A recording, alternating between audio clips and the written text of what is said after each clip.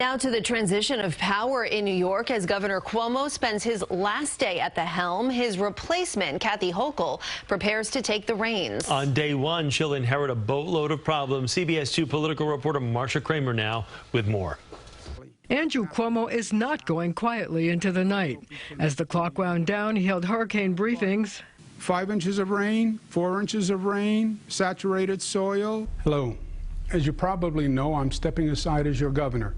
And even on his last day, his term is up at midnight, there was the whiff of a new scandal. Reports that he was leaving town without his dog Captain, abandoning him in the executive mansion in Albany.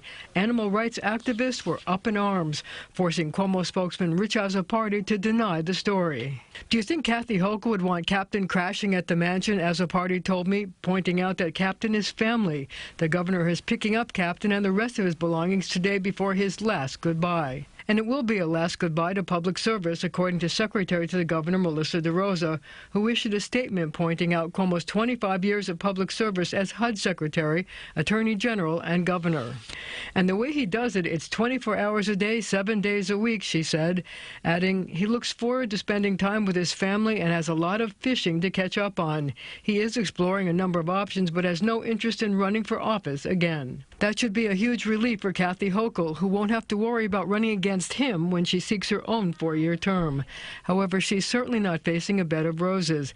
She has to clean up Cuomo's mess, undo the toxic workplace and the charges of 11 women that they were sexually harassed, and cope with a raft of issues requiring her immediate attention. The biggest challenge that Governor Hochul is going to face is the ability to take quick, decisive action on a number of issues in a time of huge uncertainty.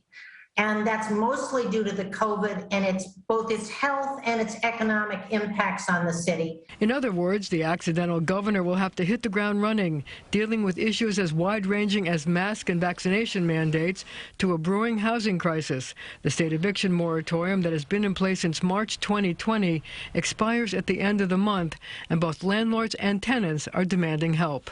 The expectation is that she will have to be ready on day one to make a million decisions, to take decisive action against the COVID, and to lead us to a better place at a time when no one's certain where that is. Well, the governor-to-be has no public events today, but she announced her first 2 staff appointments. Karen Pershatelli-Keough, who worked for Hillary Clinton, Michael Bloomberg, and Senator Kirsten Gillibrand, will be secretary to the governor. Elizabeth Fine, the chief legal officer of the State Economic Development Agency, will be counsel to the governor. Cuomo is giving a farewell address to the state. I'll have more on that coming up at CBS 2 News at 5. Andrea and Chris.